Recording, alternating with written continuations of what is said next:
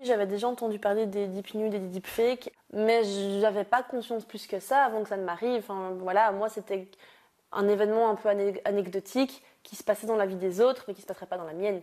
Le premier message que j'ai reçu, c'était Bonjour Julia, on se demande quelle photo te ressemblerait le mieux. Donc là, j'ai les photos qui défilent. Merci pour ton retour. A.O pour anonyme. À l'aide d'un logiciel d'intelligence artificielle, la personne avait enlevé les vêtements que je portais dessus. Et donc, j'étais complètement nue. C'était très bizarre parce que je savais que c'était pas mon corps, mais en même temps, j'avais vraiment l'impression de me voir.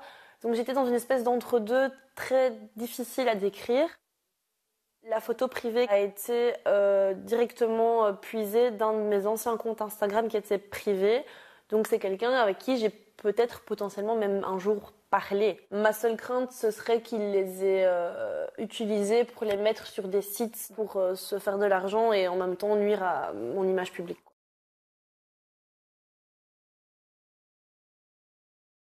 Du coup, j'ai été porter plainte le lendemain. La policière a écouté, elle a été très correcte. Je lui ai demandé effectivement s'il y avait des chances que je puisse être appelée en me disant tiens, on a trouvé. Elle m'a dit écoute, le parquet il est débordé, il y a très très très peu de chances. J'ai eu beaucoup de très chouettes retours. Enfin, les gens qui me suivent sont des gens très très gentils et très bienveillants. Les plateformes n'en font clairement pas assez. Je veux dire, encore il y a quelques jours, un ami m'envoie un TikTok et c'était est-ce que tu veux voir ton crush nu viens sur l'application.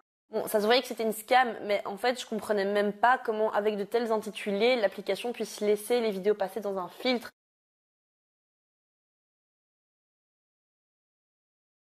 C'est très bien, mais c'est trop tard. Il fallait faire ça avant d'autoriser ces applications sur le territoire européen.